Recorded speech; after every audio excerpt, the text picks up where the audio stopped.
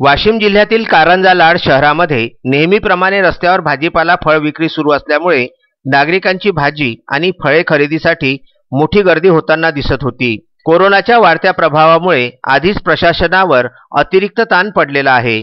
त्यामध्ये आणखी भर म्हणजे जनता घरी बसण्यास तयार नाही। लोक विनाकारण रस्त्यावर फिरताना दिसत आहेत। त्यामुळे वाशिम जिल्ह्यामध्ये कारंजा शहरासह ग्रामीण भागात सुद्धा कोरोना बाधितांचा आकडा वाढलेला आहे।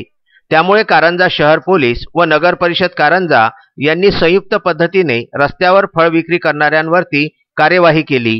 आपल्या संपूर्ण जिल्ह्यामध्ये नव्हे राज्यामध्ये कडक लॉकडाऊन चालू झालेलं असल्यामुळे कारंजा शहरामध्ये सुद्धा दिवसेंदिवस कोविडचे पेशंट वाढत आहे। त्यामुळे रस्त्यावर जे भाजीपाला किंवा फळ विक्रेते गर्दी करतात यांना आजपासून रस्त्यावर कुठेही आपला व्यवसाय करता येणार नाही, तर त्यांना आपली हातगाडी घेऊन आपल्या गावामध्ये आपापल्या परिसरामध्ये चालता फिरता व्यवसाय करायचा आहे। त्यामुळे सर्व फळ विक्रेते आणि भाजीपाला विक्रेत्यांना माझी जाहीर आव्हान आहे की त्यांनी कोणीही एका ठिकाणी थांबून आपला व्यवसाय करू नये। आपल्या सर्व शासनास सहकार्य करावं आणि कोविडसारख्या महाभयंकर आजाराला सर्वांनी प्रतिबंध करावा अशी मी सर्वांना विनंती करतो। विदर्भ न्यूज करिता कारंजा लाड येथून अक्षय लोटे यांचा वृत्तांत।